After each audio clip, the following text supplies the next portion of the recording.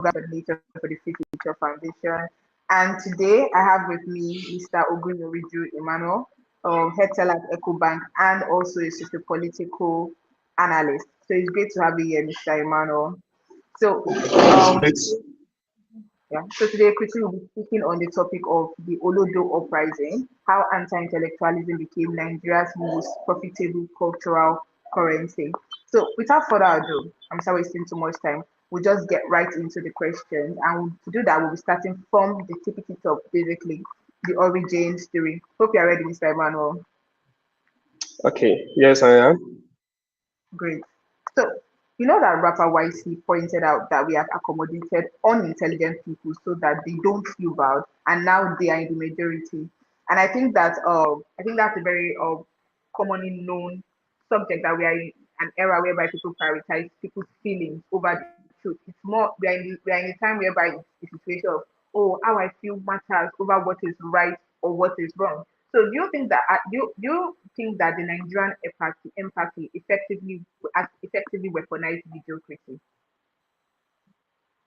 Okay, I believe that the scenario we have right now in Nigeria is very similar to what is currently happening in the Western societies. In the sense that in the Western society we have the left, the right, the liberals, and the conservatives. Now, whereby the conservatives were all in the name of tolerance, giving room for the liberals. Now, the liberals are now have become like a major source of problems for normal standard society to operate in the Western society. So when you look at the Olodo uprising that is currently going on in Nigeria, or as it is right now, you will realize that yes, YC was actually spot on how the fact that the Olodo uprising on how the fact that the Olodo uprising has actually infiltrated into the Nigerian society, and gradually we have shifted from a community that places values on education, on your intellectual capacity, on moral integrity, to a community that has now placed values on just get money.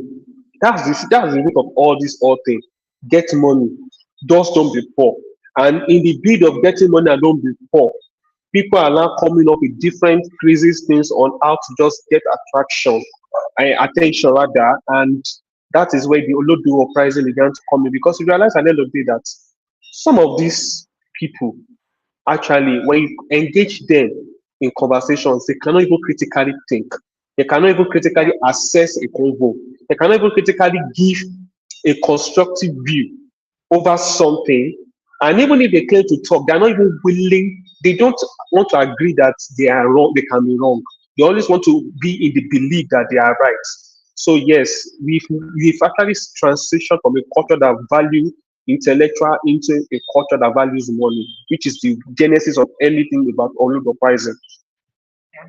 Thank you so much for that. I would even also like to add, like when you started speaking initially, you mentioned something about the conservative and the liberal movement, and I do agree because I think that the mindset shift that is currently going on in the US, in the West, has somehow trickled down into Nigeria, has somehow trickled down into our society and the way we look at things generally, because they have that, oh, I feel, so therefore I'm right culture. Somehow we've would I say we've adapted it, or adopted it here, because I think Nigerians, they tend to look to the West as the blueprint for what civilization looks like. Like when we are advancing as a civilization, they tend to look to the West for that blueprint. And I think, and I do believe that we have somehow adapted it into this Olodo uprising culture that is going on. The whole Yes. concept of I feel so, therefore I'm right. But anyway, thank you so much for that. So on to our next question. Streamers like Fela openly say, I'm making money, I'm not going to school again. Now, in a country with over 33% unemployment and millions of broke graduates, is Fela being a bad role model, or is it just applying sound economic logic to a failed system? I think it's a very tricky one, but what do you think? Okay, and I cannot actually say Bella is really a bad role model, because actually Bella is not the problem. Like what she said, it's just a symptom of the problem. Mm, Now, I will address that. Now, this is it. The scenario currently going on in Nigeria can be likened to that of a knife. A knife is neutral. You can use a knife to cut meat to cook, and you can use a knife to harm. You can even use to stab people to death. The knife in itself is neutral. Yeah. But the one who wields the knife and the motive behind wielding the knife determines if the knife is going to be a what's the name a tool for investigation of murder, or a tool that will be acclaimed as culinary skills in the kitchen.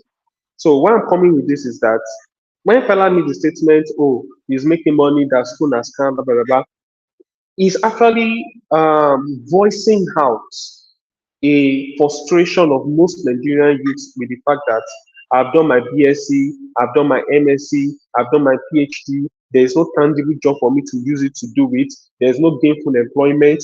Even okay, let me share something with you. So recently, somebody shared me a job link in a certain part of Nigeria. Let me be frank, in Lagos. I won't be out for, but I just don't want to go into details. And they were like, they want to recruit, and they were looking for people who have BSc, HND to apply. Guess the salary range, 100,000 naira. And I'm like, I know somebody in Lagos who needs a job, but I cannot send her this kind of link because I'm not a Lagosian, but I can actually. We were joking, banting about it, and someone was saying that 80,000 naira is already going to go to transportation. The remaining 20,000 naira, what's the person going to leave it? Easy to do. So it has good as not working. So now imagine a lady that has gone through HND, that has a master's, and then you are asking her to come and pick up a job of 100K, that transportation will take 80K. Sooner or later, we all have different ways we deal with depressions and life issues. Sooner or later, she's just like, no, what's even the essence of going to school? We don't need we've already getting the certificate. There is nothing tangible to use it to do it. Let me just do crazy stuff. That is why I'm not encouraging it, but that is why you find young ladies prostituting themselves, the hookup culture. That is why you begin to Mm. find the Yahoo culture rising. Because when the lady is sitting down and she sees somebody that is her mate already making it, she definitely asks question, what are you doing? I need that one to use her to hook up culture. There is a level at which hunger and poverty can deal with you that you can lose your moral compass. Yeah. You know, the good book says that it is recorded in the good book say that do not give me poverty, lest I break your law, nor give me wealth, lest I forget who the Lord is. That's to show you that poverty is enough to make a man to put his hands into what he's not supposed to do. So when Pelak made that statement, it's only just reflecting a collective dissatisfaction of most youth with the Nigerian system, whereby everybody is saying that okay, we want to educate, okay, we are educated, but there is nothing we can really use it to do. Imagine I met a graduate, she's walking down the streets of where I'm currently working on your axis. Do you know what she's doing? She makes kuli kuli to sell around. Recently, I bought from her not because I even need the kuli kuli. I bought because I wanted to just encourage her. Because I'm like, at least we are not trying to do woke up culture or do bad stuff. There was a time that I even had to order her to do small chops for me because she told me she'd do small chops. All in a way to just encourage her. Okay, at least let's encourage you. Now that lady has every right to be frustrated with Nigeria and say school has come. So Pella is just a reflection of it. Now, at the end of the day, whoever now chooses to use Pella as his role model, his blood is on his neck. Yeah. Because as much as the school is calm, there are still people who are still making it because they were educated. It's still not an excuse not to go to school. Because education is not just because you go to the walls of the classroom. It is meant to expose you and embroaden your mind so that you can think in a broader manner Mhm. and apply All right. sense. Okay. I definitely do agree with you. Sorry, before I answer that question, if you are currently watching this live stream, you can leave any questions you have in the comments. Also, we'll just take it after we are done with this session. Also, Mr. Emmanuel, I'm not sure you know, but your camera is off, just in case it's I think it's network. okay. Okay. So I do agree with you on the fact that failure is definitely a symptom of how do we put that, the situation of the country basically. But I think there's just one area I might just want to disagree with you on a bit, and that's the fact that you say that Nigeria is like a knife where you can use it to kill or you can use it to cook, that kind of thing. I genuinely believe that Nigeria right now is not exactly a knife. I don't know. I think it's just a gun. It has only one purpose, and it is that one purpose is to serve, to shoot. I think that we're in a time whereby Nigeria is gradually pushing its youth into a corner. Like we don't like it's like most people don't have a choice. Now before it used to be, of course we still have Yahoo boys, but before there was a period whereby Yahoo was on the rise. Like it was so viral. Like if you're not doing Yahoo, we're not doing anything, and that's a fact. But now we are now what is on the rise is performative foolishness, whereby get on social media, just be a mad person. Like, just be mad, just be crazy. You will go viral, like, without a doubt. Like, there is no but to it, there's no exception to it.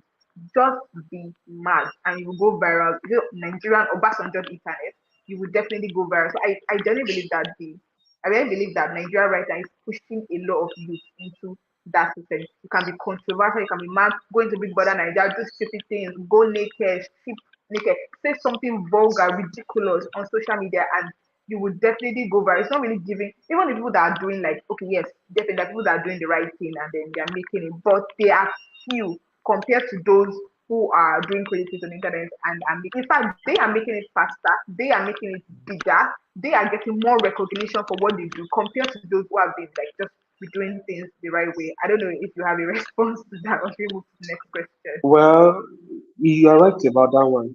But at the end of the day, it boils down to one thing. It boils down what we Yeah. call to legacy at the end of the day. Now, I used to be bothered too about these kind of things until one day I come about a place in the good book that says that do not be envious of the wicked because it says that once they fade out totally. The thing is this, yeah, there were a lot of Yahoo boys, but we all know that many of them ended up running mad, stark naked on the streets. For you that Yeah. you choose not to do the yes, can you hear me?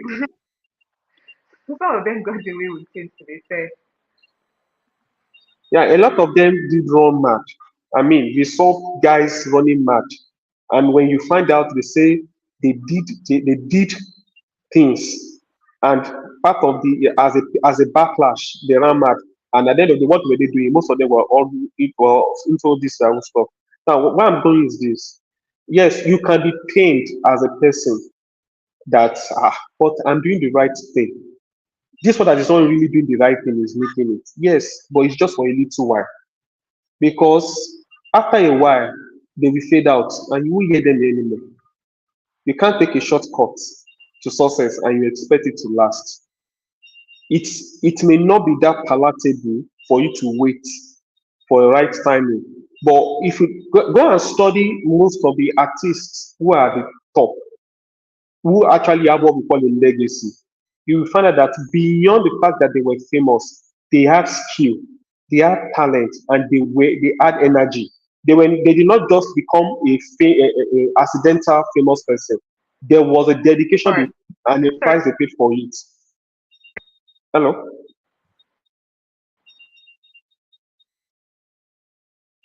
hello.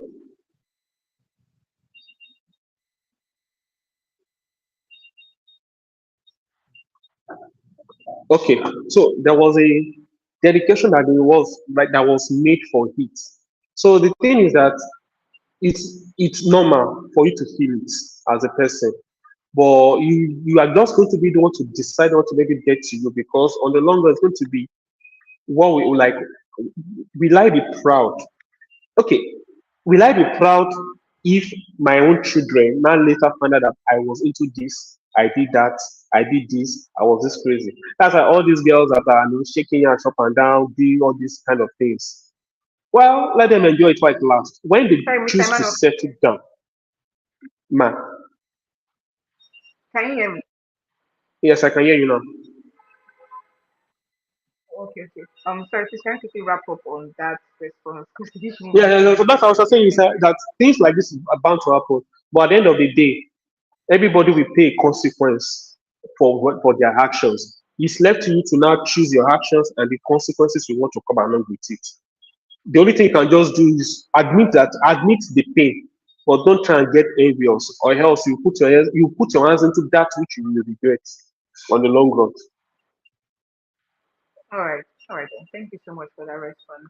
So let's quickly just move on to the next question. So let's take a look at major Nigerian brands, you know, the big brands. So now these Yes. brands will literally pass over first class graduates or innovative tech builders and hand over 50 million naira endorsement deals to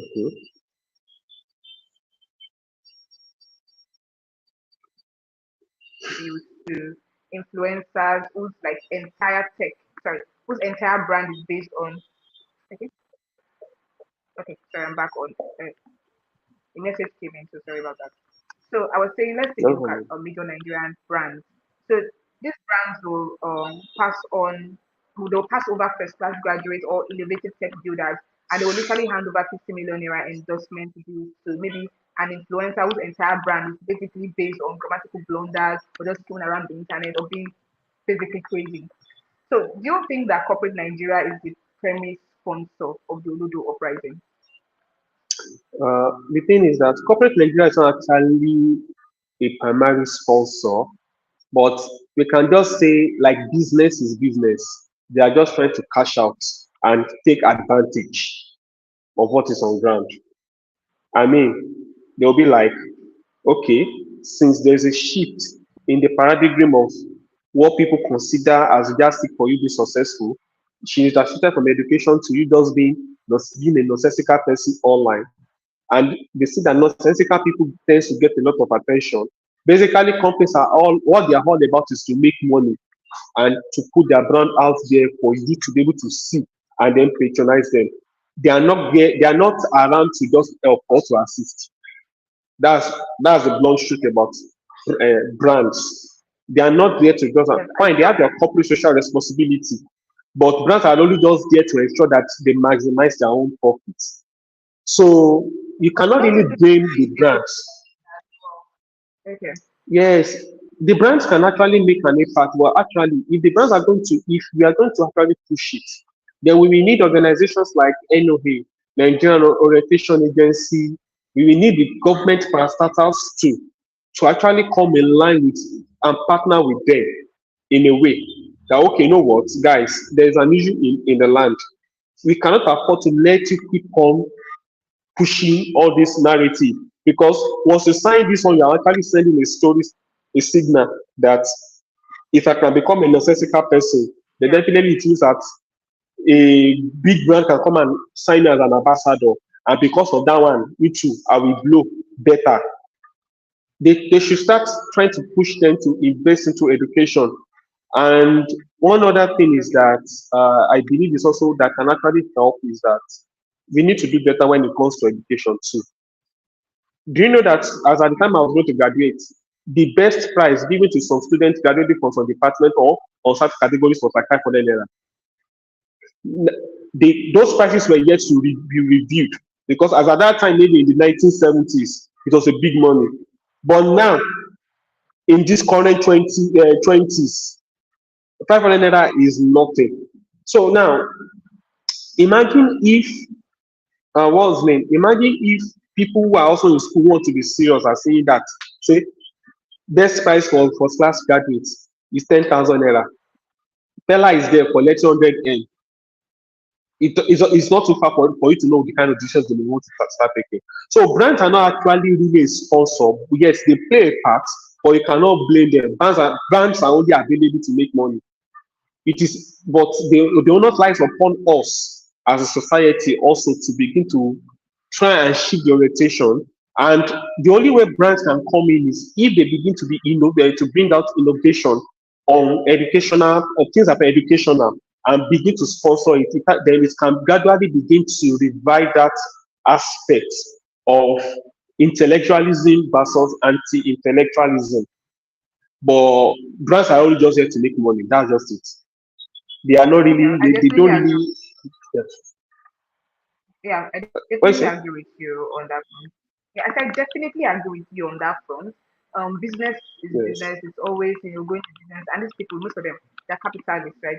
Their goal is just to make money. And when they see that, okay, how can we make our brands more visible? They are going to go for the most viable option, and they see that, oh, most Nigerians would rather spend time on Tata's page, would rather spend time on Pella's page. I think Pella has about 1 million followers on IG. I stand to be corrected on that. So they see the numbers, they see the math, they're not stupid. They see that most Nigerians we gravitate towards less intellectual personalities than the intellectual ones, the ones that actually make real impact in society. They see that. So and because they see that, they know that, okay, this is where we need to put our money, this is where we need to put our time, because this is where the people, you know, actually have. So yeah, thank you so much for that. So comedian now Kata Efe recently faced severe backlash. I think he got caught up in the middle of this whole Olodo Uprising thing. So he faced yes. severe backlash for allegedly forging a Babcock University first class certificate to validate himself during the whole Olodo debate. So okay, that's actually pretty crazy. I don't know why he did that. But then if content creators really believe that school is a scam, so why do they remain so desperately starved for academic validation? Okay, it's a psychology thing. I was trying to, yes, I was reading up on it, so that I can't collect the term. But basically, it's a psychology, the fact that you say what you say is different from what you actually want. They can come out yabbing, yes, school and scam, blah, blah, blah, blah. But deep inside them, there's a part of them that actually wish to be an intellectual student. So what they are saying does not I think match their action. yeah, sure, sure. So it's like whether or not we want to admit it, even though many of us gravitate towards nonsense on the internet, deep down, we know that because even years back, so many years ago, what really mattered to parents, like that validation to your family members that you went to school, you studied law, you studied medicine, you did engineer, that pride, knowing that you went to school, you did well, and you're probably thriving in career, like I feel like deep down everybody still starves for that validation, but they just don't want to admit that deep down. It's actually I That's wish one. I went, wish I did so well. Yeah. What to? And then number two is that look, the way the Nigerian society works is very it can be chaotic. Everybody say, hey, school na scam, school na scam. Somebody says something, say, okay, school na scam or not scam, shall have the certificate. Because what you don't understand is that when opportunities in Nigeria can come knocking upon your door like a thief in the night. Let's say you have a big brother that has always been active in political gatherings, always going to political meetings, and then one day he was favored and they said, okay, you know what? You'll be very faithful. We are giving you two slots. Bring two of your family members that can give a federal government job. He now comes to you, his younger brother. Then you, because you say school has scam, you refuse to go and collect us. If you people refuse to go to school, do you think that opportunity will be awarded to someone who doesn't have a certificate to present? It won't. Hmm. It will fly over his head and Yeah. go to another person that has the certificate. And once that one is given that job, take it or leave it. Something within that one that says school and scam will always pain him because he will always look at that. This could have been my opportunity, because, but I blew it. So that's one of the dynamics also that happens in the Nigerian society. You cannot tell Don't you think? when. Like, Yeah. But sorry, but don't you think that what's the word now? Certificate from like learning skills online can easily compete with school certificates now. You went to school, but like high level it's skill online if you are going into private sector, you might be able to do can that one. But if you are compete going and into the federal easily government with sector, school certificates I now. don't think so. No, no, no, you are right. But if you are going into the private sector, yes, you can do BA, let's say BA's philosophy, professional certification courses in. You can just gather professional certification courses in HR, Sorry, I ACCPIM, can't hear you. ACPIM, and I said, okay, it's like this. If you are in the private sector, having professional certificate courses of skills online can be an edge that you can use to your advantage. However, if you are going I into wasn't able to catch tradition, that. I don't know if you could come again, please.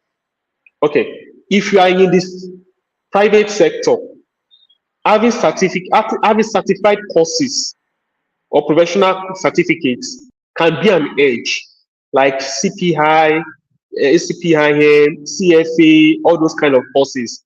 Like now, there's a particular course I was seeing online. I think it was going to cost me $2,000. It's for branding.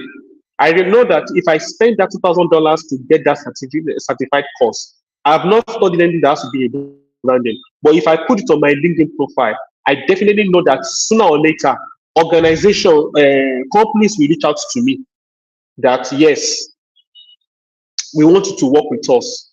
So it depends. But if you are going into traditional organizations like government parastatals, it cannot work. You need to have a certificate. You just need to have a certificate from a school. It cannot really work.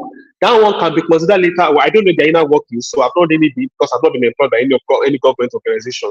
But I don't really see it working. So the best bet is just have it. Anybody that say school na scam is a lie. It will pay off one day. Because if Qatar really felt like school na scam, it should not have been under any undue pressure to present us a certificate that is now acclaimed to be fake.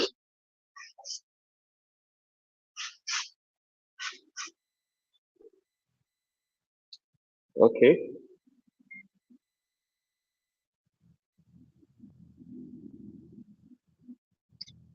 Uh, is she online?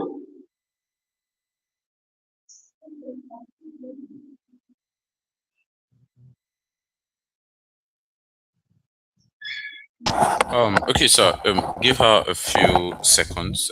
She'll be joining the call shortly. Welcome back, Christina. Yes. Are we back on? Are we back on air?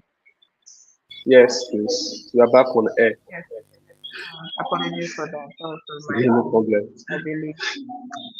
Thank you. So let's just digress just a bit. So you know very well that a couple of years ago, Yahoo culture was all the trend that is getting wealth via cyber crime. So now we are currently in the teller culture, quote unquote, that's getting wealth via performative foolishness. So now, do you think that performative ignorance is a safer, more legal survival mechanism for Gen Z, or is it just fundamentally more dangerous for the country's cognitive future? Hmm.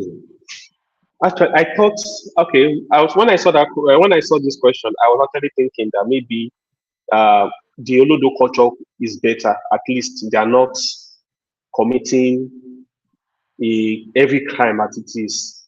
But later on, I begin to reflect that, nah, I think Yahoo culture in a way is still better.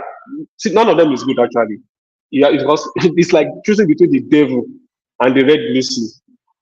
Yeah, it takes But skill I to be. think at least it takes skill, it takes intellect Yes, for you to pull off the being a fraudster. So we know that the only problem you're having is a moral compass issue.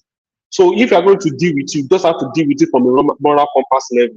But you see, the Olodo Uprising, the thing is, have you ever watched some content and then you literally feel your intelligence quotient dropping? yeah, Like you literally, you're like, did I just go dumb on this? And I realize actually, if you expose yourself enough to all this nonsense content, don't be surprised if at some point you just realize that you're a bit dumb. You know within you, say something about is you just gone a bit dumb. So the thing is that I think it's better we have a Yahoo culture.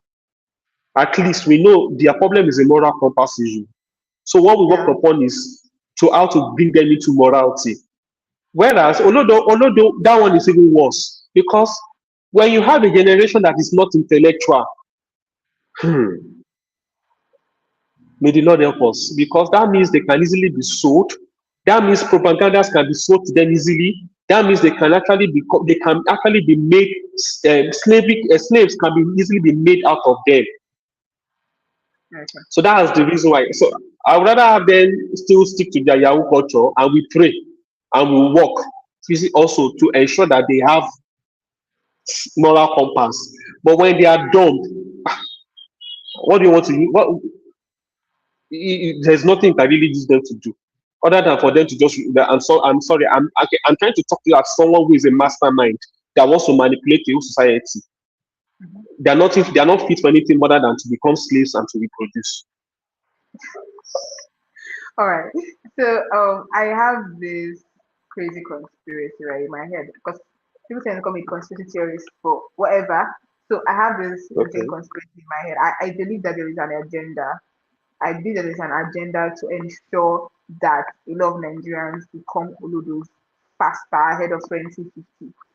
I didn't read that it's an attack on, I don't know who is controlling or who is behind it, but definitely the Ministry of Education is the tool that they are using to do that. I believe that there is an agenda against our educational system to create dumber youth, to create more docile youth, to create more useless youth, basically. So this is where we talk about JAM's new regulations and the minimum cost of adjustment, because you know that JAM just reduced the cut of marks from 200 for federal Yes. universities to 150, which is ridiculous. Right? You are saying that students are failing and they are doing awful in school, but now we are reducing the jam cut off mark from 200 to 150. I think that's their way of trying to fix it to get more people into school. Because I'm trying to understand this, because is it a situation of quantity over quality? Because I believe that that's what the education system is for, to raise quality youth. It's not a question of quantity, because I quite remember that in my time, in my era, in my time rather, 200 was still the cut off as at then when we were trying to enter university. I think that was 2018 when I left secondary school.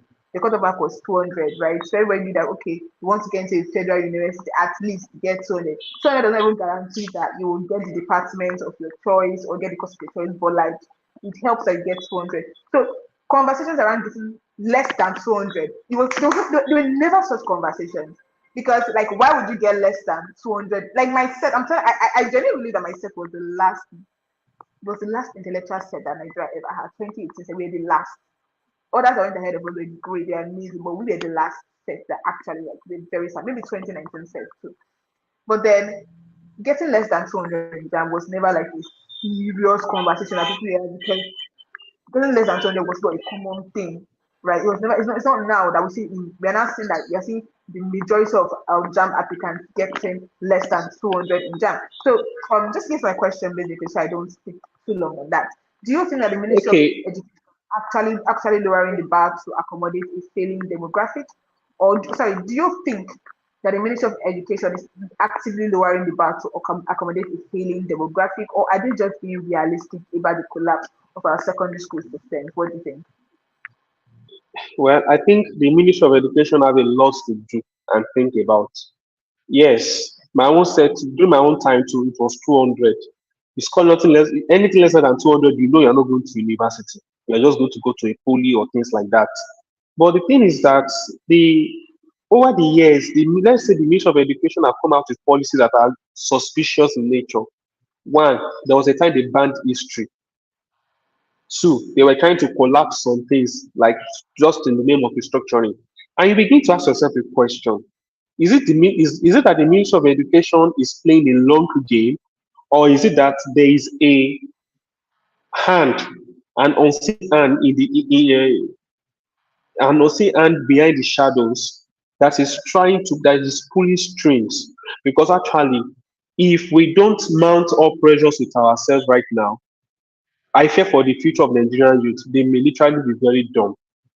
Like they may literally be very dumb. I I mean, agree. even if you look at the Nigerian educational system, there's a need for us to overhaul it. Okay, which Nigerian school, I stand corrected, but which Nigerian reputable school, public school for that matter, offers a course in intellectualism, that is, how to critically assess an opinion, how to critically argue, critical thinking skills, which public schools in Nigeria teaches that particular kind of skill. Because education right now in this world we are living in has gone beyond, oh, I'm a doctor. Okay, fine, congratulations, you're a doctor. But how can you think? We have what we call deductive reasoning, we have implied reasoning, we have what we call the analytical thinking, critical thinking, logical thinking. Like, you'll be shocked that when you throw some questions to an, okay, somebody was telling me something, how the fact that he said it was talking to some, okay, it happened to me personally. I went out on an angle with a friend, and then that friend brought along another friend. Do you know that I was frustrated talking to my friend's friend? I nearly want to stone that girl. I nearly want to.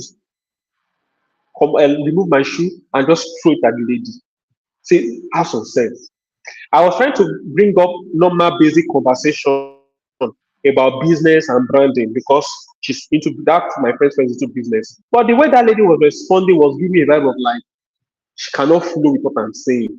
She doesn't even seem to be able to comprehend basic concepts. And I was frustrated trying to even talk to her because it means I have to go down to the bare minimum, explain it like I see, but I was frustrated. Like today, I was tempted to tell my friends next time. I was tempted. I was nearly tempted to say next time you want to come on an anger, don't bring this one along with me. I'm not trying to judge her. I wasn't trying to be a bad person. It shows that yes, it seems we cannot deny that there seems to be a conspiracy at play because it just doesn't make sense. Some things are not just making sense. We cannot because yes, we want a lot of students to enter school, we should compromise the quantity, the quality. Build new schools, expand the ones that are currently on ground, give them more grants, expand them, develop them more further, and see if they will not do better. But we are in a fortunate situation in Nigeria. May the Lord help us. Quite frankly, if I was the Minister of Education, jam cutoff would be going to 250. I don't care. I genuinely don't care. Jam cutoff is going to 250. So if you know you want to go to university, if I were you, I would open my book because this whole TikTok generation that is going on. Oh, it's so scary. TikTok generation. They will be on TikTok from morning till night. Why won't people be failing jam? Because they're on TikTok. They're literally on TikTok. While they're even there, other people are reading, trying to see if they could get into school. They're on TikTok because this whole mindset that be on social media, do something crazy, be controversial. That's your life. That's what matters in your life. And I was No, having you this are right. conversation. Do you know that town hall, this whole interview thing that we're doing right now, is built on that premise? Because I had some issues with some people in school back when I was still an undergraduate, and the problem was that people could not have conversations. They could not disagree without throwing ad hominem attacks. Like, and you know, the moment someone is already throwing ad hominem attacks during a disagreement, it's already a sign of mental, I don't know what to call it, mental, that's kind of degeneracy, basically.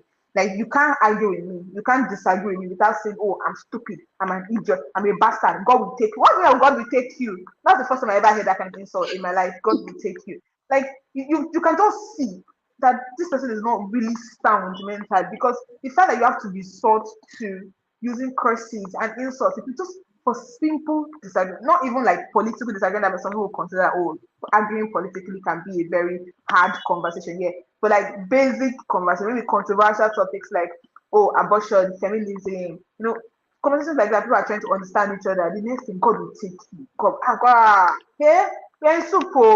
I remember when I saw this kind of debates happening, and I saw how people could not they could not endure each other, just a normal disagreement. These people cannot even continue. So we cannot even show that okay, yes, I'm very stupid. They're like, can you hide it? You thought I'm very stupid.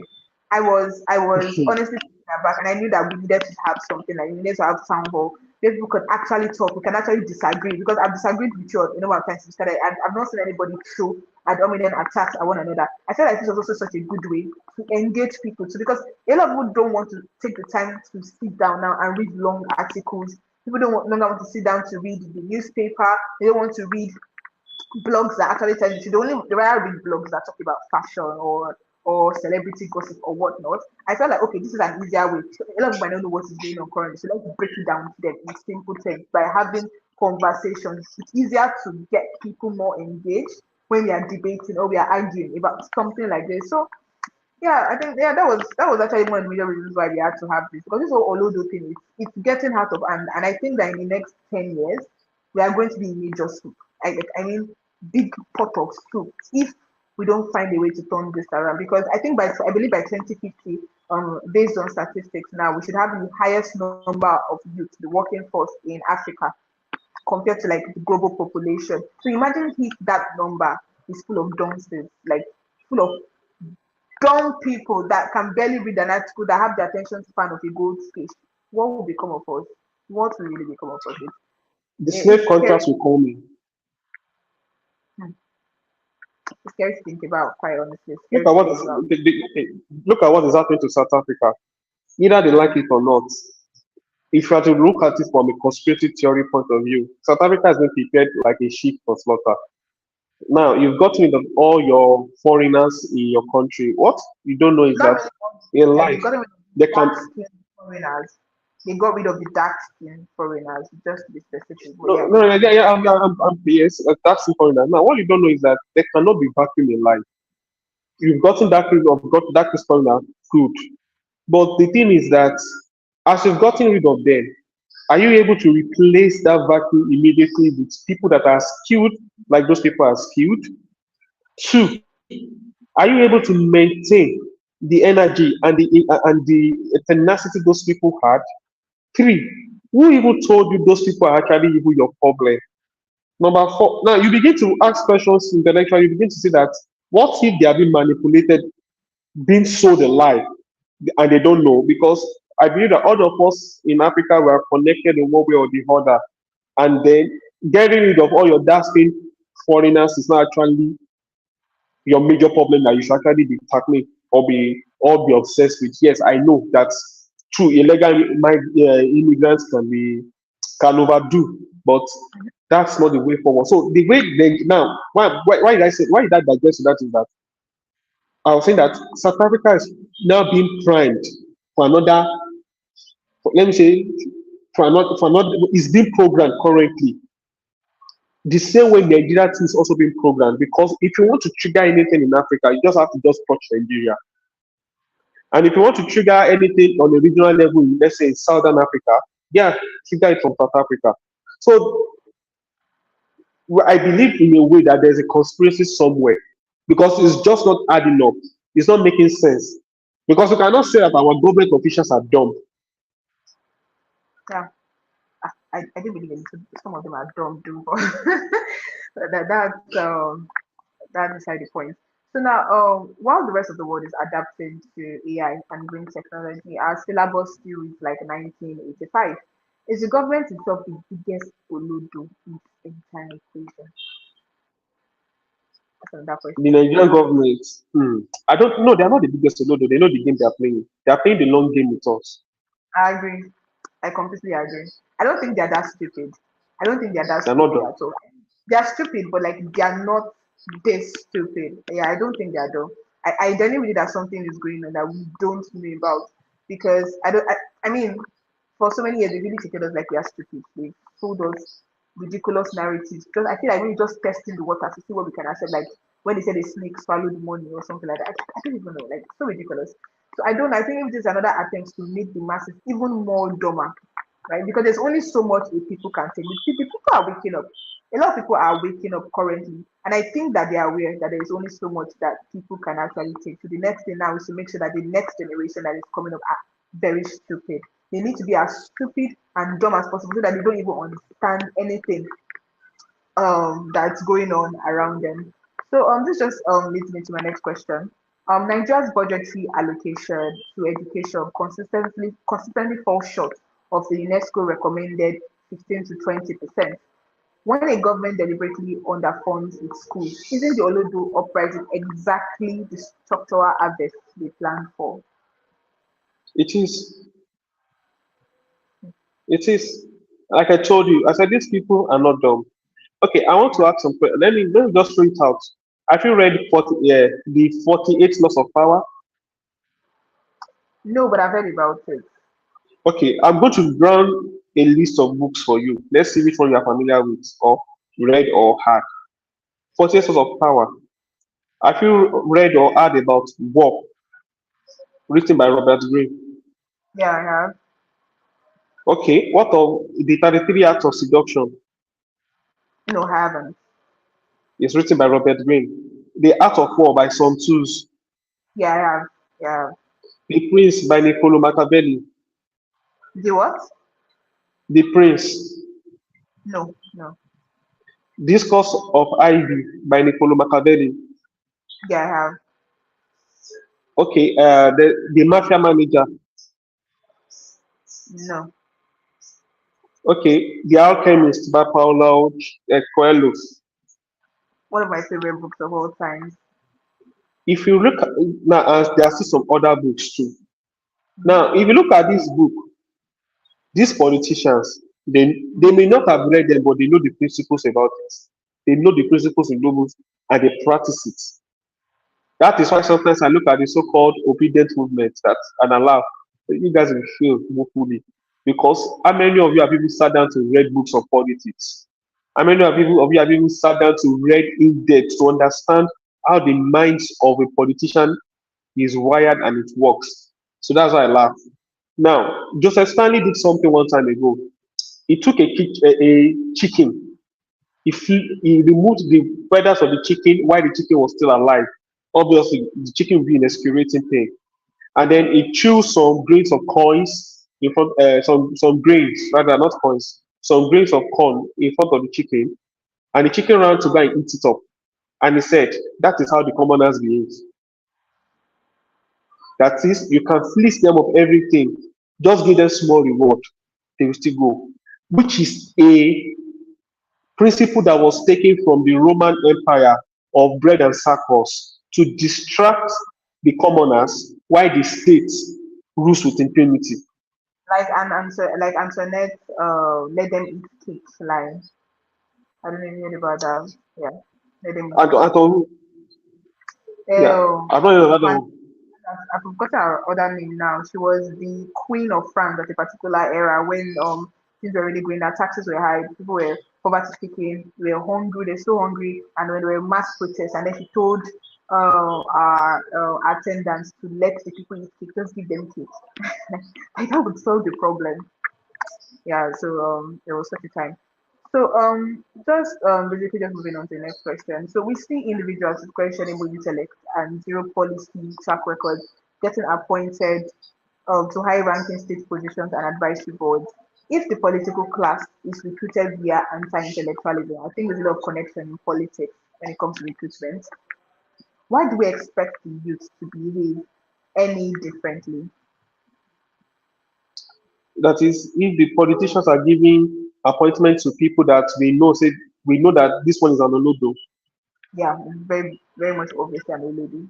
So why should we the youth just behave any differently? Why should they expect you know, differently from us. Okay, there's this joke. If you are born in Nigeria, life is leading you 1-0. Life is already leading you by 1-0. Then you are now from a poor background, 2-0. There is no reason to have any hope. Let me be frank with you. Some of the things that keeps some of us afloat and having hope is our faith.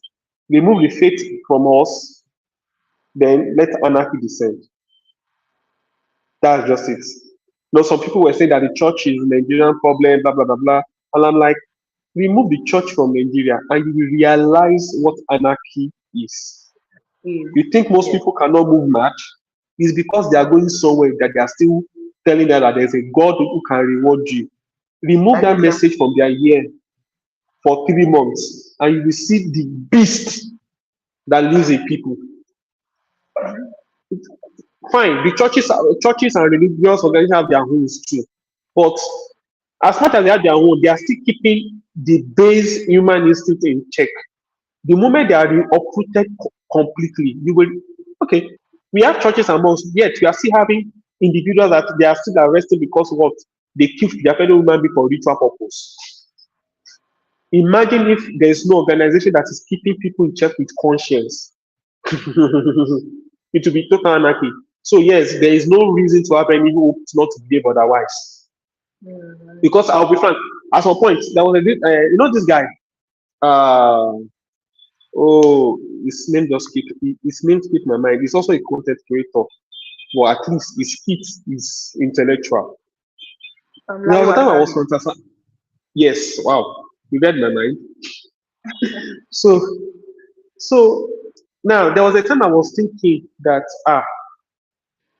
maybe how would it look like if me too I blow like Lai Wasabi and then maybe Osun State government also give me political appointments. Look at that thought pattern. So yes, there is no reason why. There is no reason why. It's only your personal conviction and faith that can keep you from doing otherwise. Right. Apart from those two, there's no reason why. Yeah, but and I do agree that we should. I think the youth should definitely be differently from the government. I think just because your government is mad and it's crazy at least every 5 days of the week. I don't think it's a good enough reason for people to actually derail and also say, okay, I'm going to be crazy just because my government is crazy.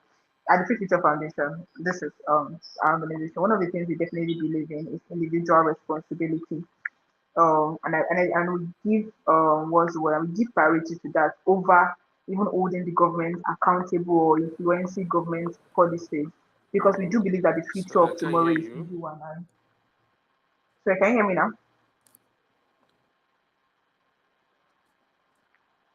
Can you hear me now? Sorry, I couldn't hear you. Okay, but can you hear me You were now? saying I could not hear that comment. Yes, I can hear you Okay, now. sorry.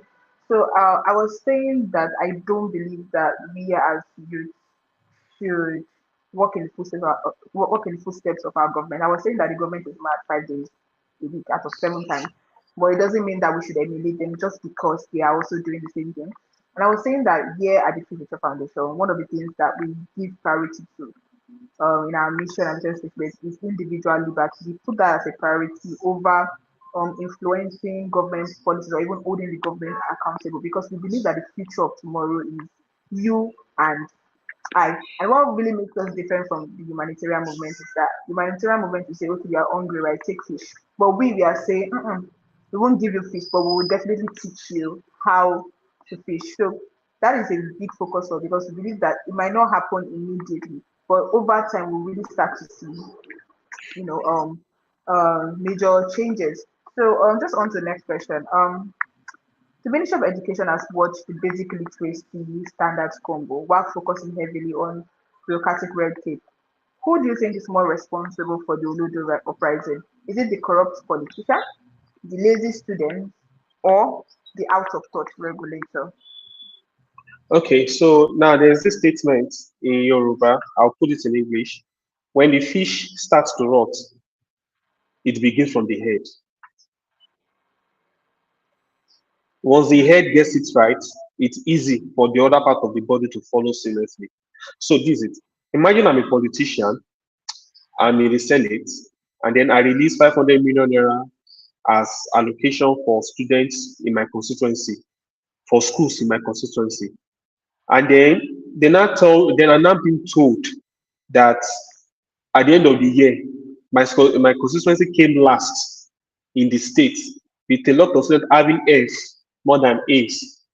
Now, if I am an upright politician, I will ask questions that, first off, the money I disbursed, it was meant for infrastructure. What is going on? Who is responsible for this?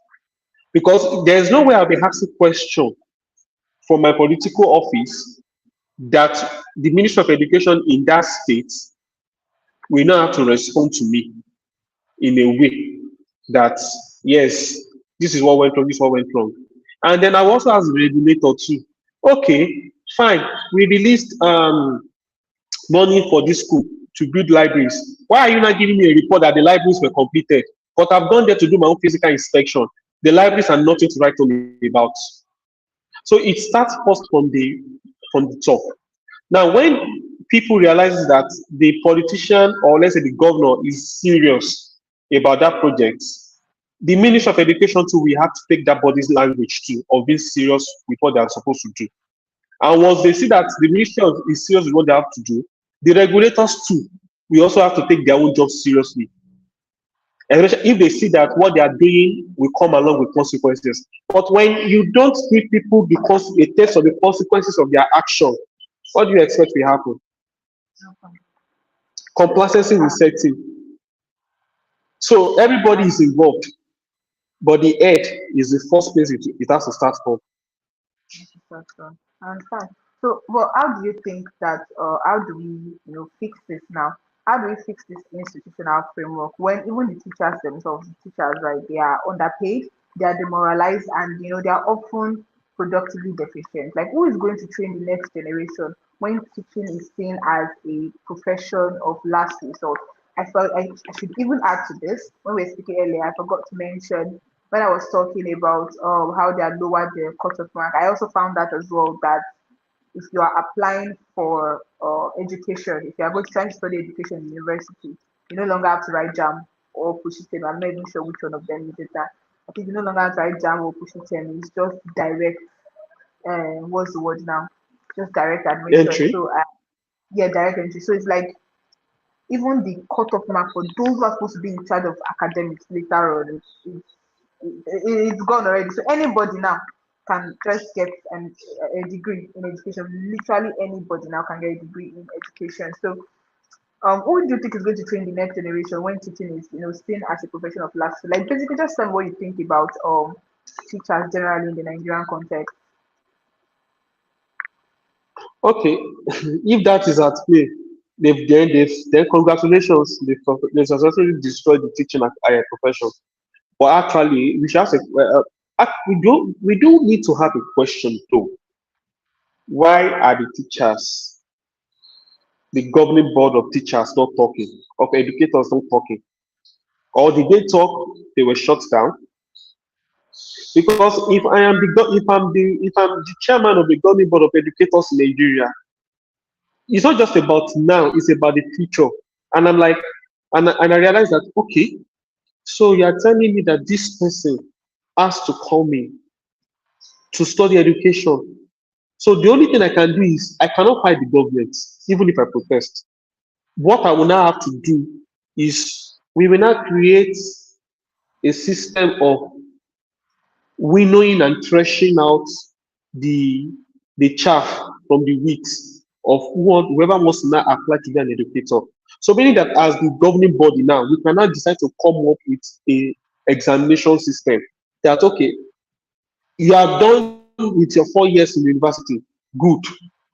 As you want to be inducted, this will determine if you have the right to present yourself as a teacher or not. You must do this you must do professional examination with us.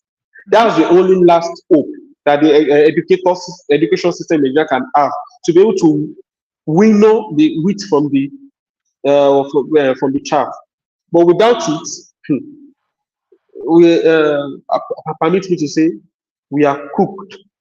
Not only cooked, we are we are being fried Yeah, because it's a recipe for disaster. I certainly agree with that. So now that we know that if knowledge is expensive but ignorance has become highly profitable in Nigeria, what do you think? Like this is just your own opinion. So what do you think is the realistic long-term cost of this Olodo economy to our national security and economic sovereignty over the next decade?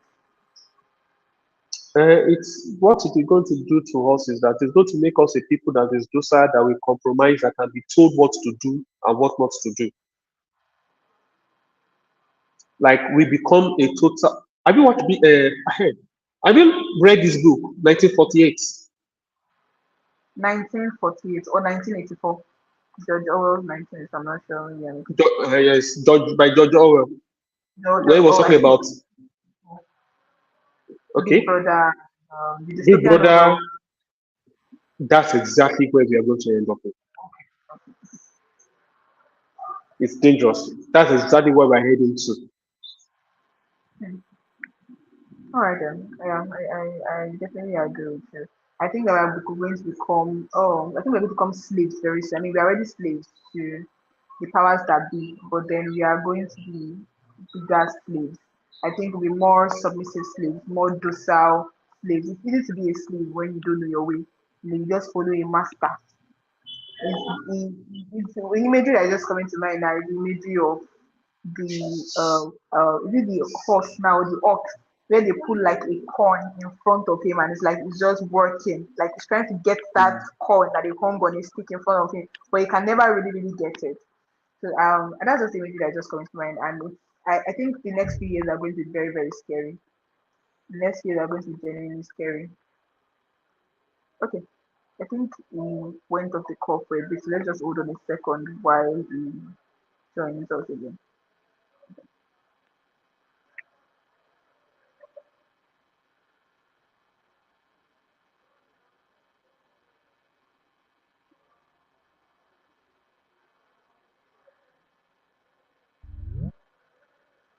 Oh, sorry.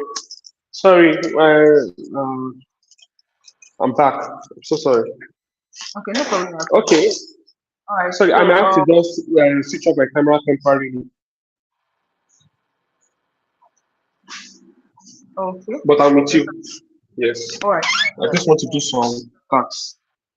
All right. Okay, I'm all yes. Okay, great. So this is to everyone who is listening. As always, if you have a question or a comment, you can leave it in the comment section, and we'll take it all together once we're through with this session. So, Mr. Manuel, content like Egungun of Lagos or Big Brother thrives heavily on low cognitive demand, spectacle, bodies, outrage, and wealth exhibition. Has the Nigerian attention economy made deep thinking a commercial liability? I think, in other words, I think to just simplify the question I just asked. I'm asking is Be difficult to sell if you are not creative. okay. Can you hear me? We are talking about commercial liability now. Yes, yes. The thing is this is that all these the likes of them, Egungun and Co. Well, thank God for their content, but we all know that their content is far more damaging to you as a person than any benefit it ever has. Because you cannot expose a man to be consuming a content that is lustful in nature and a not expect a husband to reap a reward of men who don't value being committed to a single relationship. Okay. And Okay. yes, like that's going to be the effect. And now, do you remember the times of big what's the name? This particular show hosted by Frank Edo, Who Wants to Be a Millionaire? Okay, yes, You I do literally remember. saw people, young children, they always have a dream of wanting to go to Who Wants to Be a Millionaire, and because of that, they take reading serious. They want to Hmm. read different things. They take learning serious because then okay, if I can go to most of the millionaire and then which is if I can try, I can get 10 million naira. Like every child had the dream to want to go to most of the millionaire or spending big competition, but the media too is compromised because they don't give attention to those things as much as they give to all these the Google of Lagos.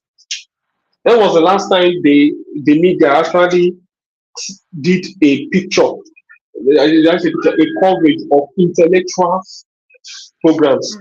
No, they did not do it. No, they did not do Yeah. it. They did not do anything at all. So that's where the issue is. It actually doesn't pay off on the long run. I mean, as a man that I am, I've been exposed to some of this content. No, there was a particular guy I had to stop consuming his content because every time it's all about breast and yash.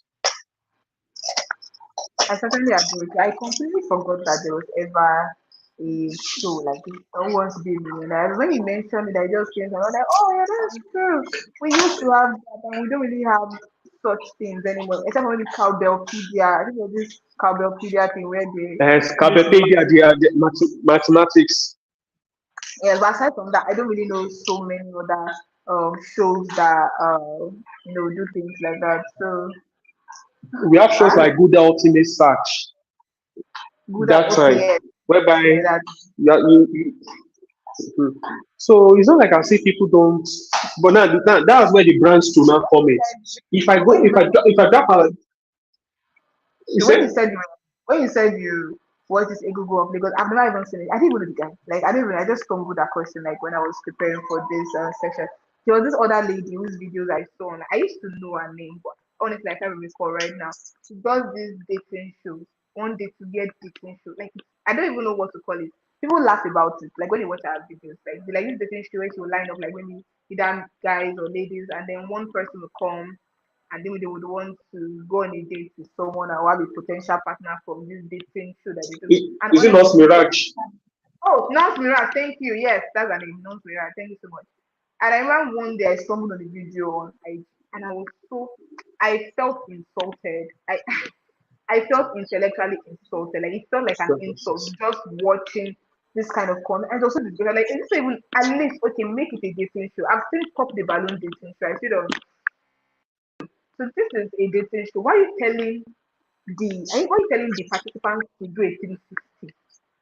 Why are you telling them to do a 360? Why are you asking repulsive, disgusting question. Is she your type? What do you think about her past? Like I was oh my days, and I was like, there are people that actually sit down, watch this show, internalize like what they are watching, and they actually believe that this is content. Like this is that I lost brain cells watching that. I genuinely lost brain cells just watching that. It felt like an intellectual insult. That's what it was. It was insult. And leads me to the next question, which I'm going to ask you. To you, right? When do you think, when relatability in Nigeria becomes synonymous with illiteracy? I try to think back to that. I try to retrace history right now. I'm trying to retrace like the years that passed. Like I don't remember, but like when do you think relatability, like in Nigerian, oh I relate. When do you think it became synonymous with illiteracy? Why does a creator have to speak terrible English or act unrefined to be considered one of us, quote and unquote? Sorry, I did not get the question. So can you hear me now? Yeah, I can hear you. Like I was trying to follow the question. Okay, I said when did illiteracy, like in Nigerian context, become synonymous with illiteracy? Like I mean, like right now, if you want to relate to some of the things that we do in Nigeria, like oh, I relate. Usually, it always has to do with something degenerate, like oh my goodness, degenerate or like illiterate in nature. I feel like that's where I can put like why does a creator, like in other words, right? Why does a creator have to speak terrible English or act in one refined, that's a very stupid way basically to be considered one of us. Because let's be honest, you can see someone on social media doing something very, very stupid. And you can actually say that, oh, this one is my guy, is Nigerian. You know that this person is. So you have to know, like, from your own, like, when do you think this thing started? Was there, like, a significant event that led to this? Like, what is it? What is it? I can't really say what was there. Well, I'm not really a fan of social media like that. I'm more of a ex Twitter person, but I can say that all of a sudden, the likes of Mr. McAntony, if Makanta. if you know you, if you know Makanta you was know, like, yeah, I if do. you, when I just, when they began to manifest I their skills, from there, that was where all this thing we can say it became quite obvious that yes, we're in deep soup in Nigeria. That because all this intellectualism, all this doing things that we don't, I know everybody was just laughing, they were enjoying it. And then now, when you consume a certain kind of content long enough, you become that kind of content. You can't escape it. Okay, I like dry jokes, but do you know what made me love dry humor? The dry sense of humor was when I was in school. I began to gradually consume dry content, humor that that they call it dark jokes. Before I know it, I began to develop a dry sense of humor, such that now I can crack dry jokes with people. But I was never really into dry jokes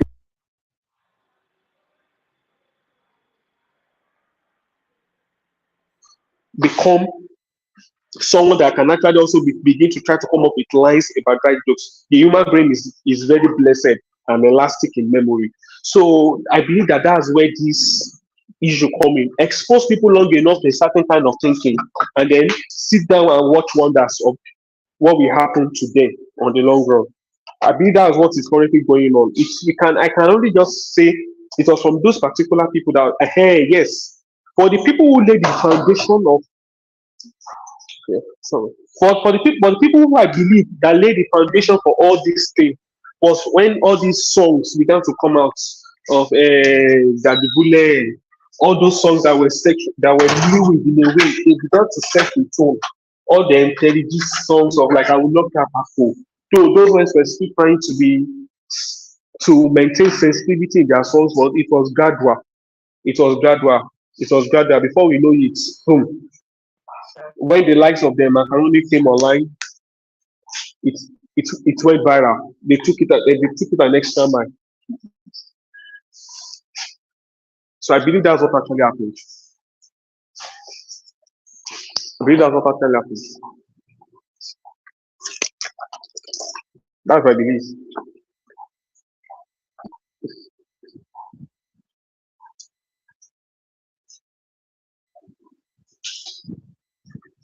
Hello.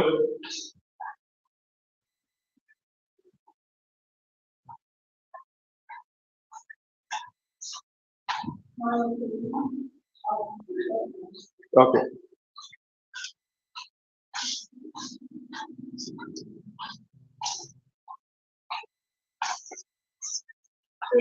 Oh.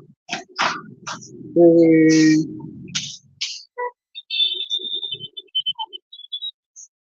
Hello. Can you hear me?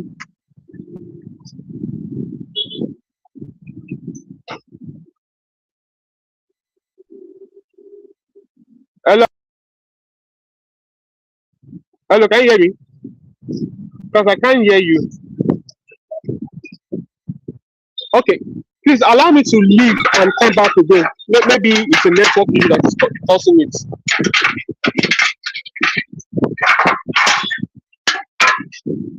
I can't hear what's going on here. Let me leave and come back.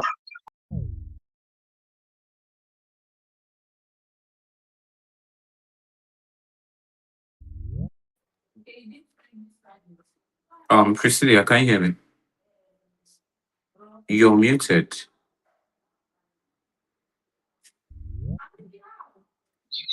Sorry, I don't know. Maybe it was network. Can you hear me? Priscilla, can you unmute? You're muted, Priscilla.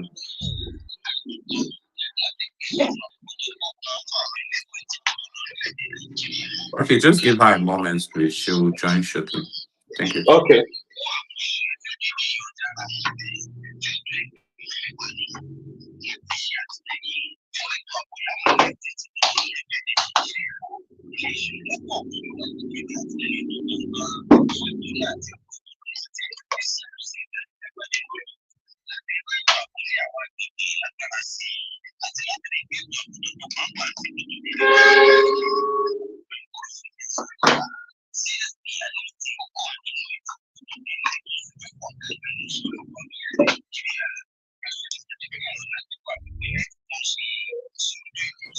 All right, then.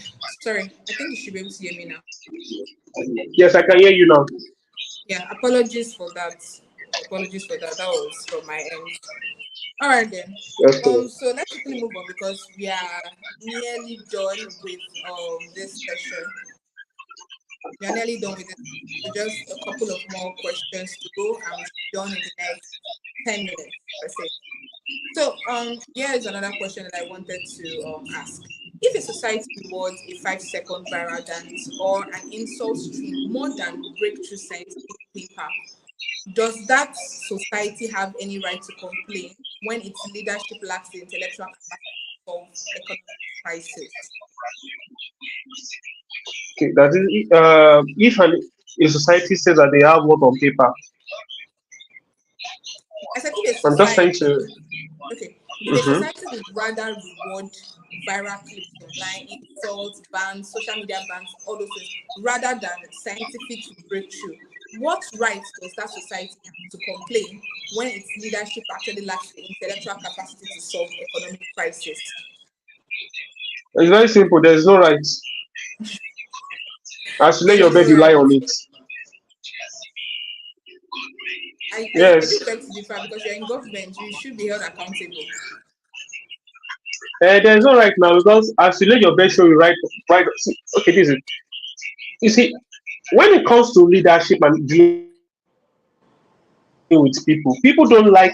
People don't really actually like you doing what is good for them. One thing I've learned about leadership is you take the bull by the horn and you do it without caring about maybe they will like you or they will hate you. But you see, when you are in politics, there's something we call being politically correct. That particular concept of being politically correct is very, very damaging. So all in the bid of being politically correct, they want to get their election, they want to stay in power. Most politicians don't have the balls to take the hard decisions that is going to benefit people in the long run. They would rather do that which is on the short term pleasing to the people so that they can keep getting their own votes. It is what it is.